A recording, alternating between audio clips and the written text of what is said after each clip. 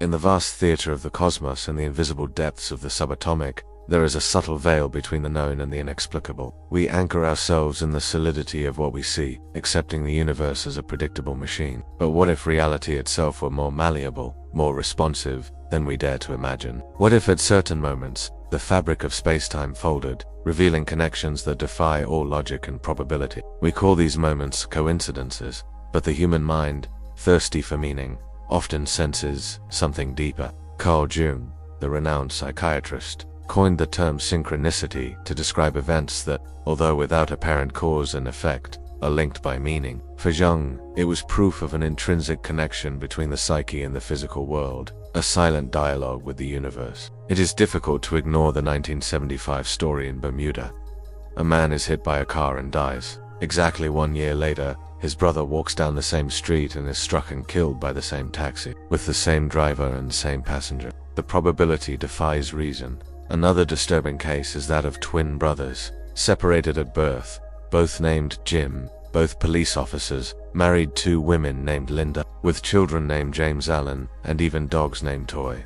These are not mere statistical anomalies. They force us to contemplate a hidden order. This perception of a universal consciousness resonates in everyday experiences and monumental scientific discoveries. How many times have you thought of someone and that person called, or a song echoed in your mind and played shortly after? Historian Arthur Koestler compiled hundreds of occurrences, noting a fascinating pattern. Great innovations often arise in different minds, in different places, without prior contact. Isaac Newton and Gottfried Wilhelm Leibniz developed calculus separately. Charles Darwin and Alfred Russel Wallace formulated the theory of evolution independently. Alexander Graham Bell and Elisha Gray submitted their telephone designs to the patent office on the same day, hours apart. Jung claimed that we are all interconnected, each of us an individual access point to a vast collective consciousness. Although most stumble upon these connections by accident, some perceptive minds have realized that this shared reality can be accessed and even influenced. The idea of controlling reality with the mind may sound like fiction,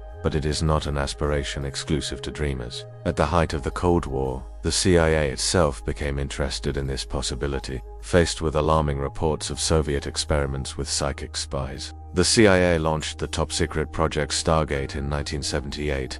With the agency's support, the Stanford Research Institute sought to recruit and train remote viewers to spy on enemy installations. Joe McManigal, one of their favorite viewers, after a near-death experience, described and sketched a submarine of gigantic proportions that no one believed existed. 6 months later, declassified satellite photos proved that McManigal was frighteningly correct. The USSR had built a Typhoon-class submarine, identical to his drawings. The US military wanted to go beyond observation and alter reality itself. This is where the gateway process comes in, which explored the manipulation of consciousness through technology. Robert Monroe developed hemispherics, using sound frequencies to induce altered states in the brain. Test subjects described leaving their bodies, traveling through time, and accessing what they called other dimensions. Declassified documents describe Focus Kingsley estate where time supposedly does not exist, allowing one to see the past, present, and future simultaneously, and even influence events. The search for empirical evidence was not limited to secret projects. At Princeton's Pear Laboratory, scientists tested the influence of the human mind on random number generators for 28 years. The effects were subtle but undeniably significant. Ordinary people could affect the machines in ways that should not have been possible, raising questions about the nature of randomness and the ability of consciousness to interact with physical systems. The Global Consciousness Project, with random number generators around the world, produced intriguing data. On September 11, 2001, hours before the attacks that would shock the world, the random numbers from these machines began to synchronize in an anomalous way. Although skeptics argue coincidence, the recurrence of these patterns during other high-impact world events is a published and peer-reviewed fact, defying purely random explanations. These discoveries suggest that we can not only access reality, but influence a universal field where notions of past, present, and future fade away. This ability to alter the fabric of reality, anywhere and any time, has captivated not only the CIA and the military, but much older civilizations. Ancient cultures, long before scientific laboratories, already understood and used techniques to connect to universal consciousness. Prayer, meditation, and rituals were ancestral technologies for accessing the same field of consciousness that modern science seeks. The Hermetic tradition, for example, taught, as above, so below, as within, so without, evidencing the understanding that consciousness shapes reality. Buddhist monks demonstrate this by controlling their body temperature through meditation. Nikola Tesla visualized his inventions in perfect detail before building them, running them through his mind for weeks, and they worked perfectly on the first try. Napoleon Hill, in his book, Think and Grow Rich, noted that figures such as Andrew Carnegie and Henry Ford visualized their goals, felt the emotion of already possessing them, and reality reorganized itself to match their visions.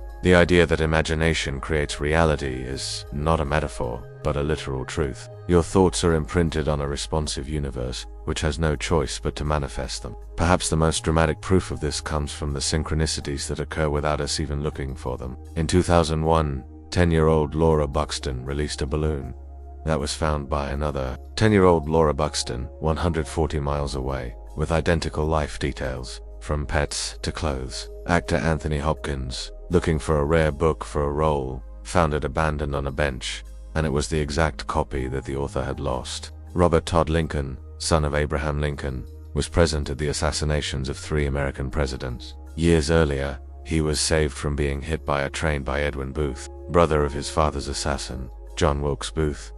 These occurrences defy any mathematical probability. But where does that leave us, faced with so many reports that seem to defy chance? Critics are quick to point out that our brains have evolved to see patterns sporadically and that survival bias makes us focus only on the most extraordinary stories, ignoring the millions of cases without coincidences. They argue that a successful CEO's visualization is just preparation and confidence, not magic. However, even skeptics find it difficult to explain everything. The Global Consciousness Project and its random number generators show patterns during crucial world events. Princeton's Pear Laboratory has proven that consciousness can affect physical systems in small but significant ways, and the observer effect, proven by quantum physics, shows that by observing a quantum system, we alter it. I believe, like Carl Jung, that we are all part of a vast neural network. Access points to the same consciousness. Most of the time, we are out of sync, events are chaotic, and signals are random. But sometimes, they align. Someone thinks of you, you think of them, and the phone rings. This is not magic. It is the invisible fabric of reality. The key is learning how to influence the outcome. The first step is to set intentions with crystal clarity. Not more money, but I receive a $10,000 bonus on March 15th.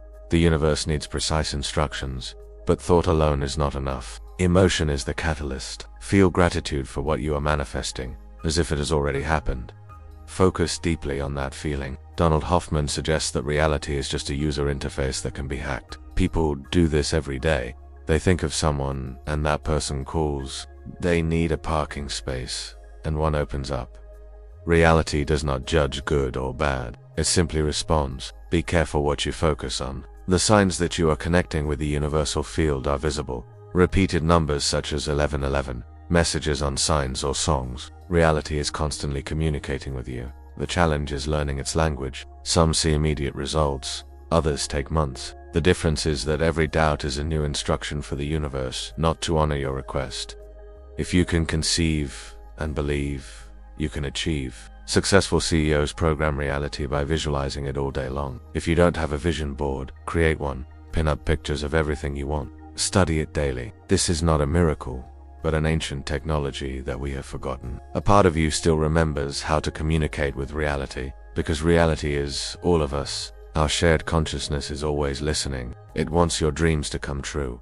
All you have to do is ask. Thank you for watching and exploring the deepest mysteries with us. If you want to delve deeper into any of the topics covered today, leave a comment and who knows, it might become our next main video. Your curiosity is what fuels Quantum Enigmas. Everything we do is dedicated to you. We couldn't continue without your support. Quantum Enigmas values your interest and support. Until next time, stay safe, be kind, and know that you are incredibly appreciated.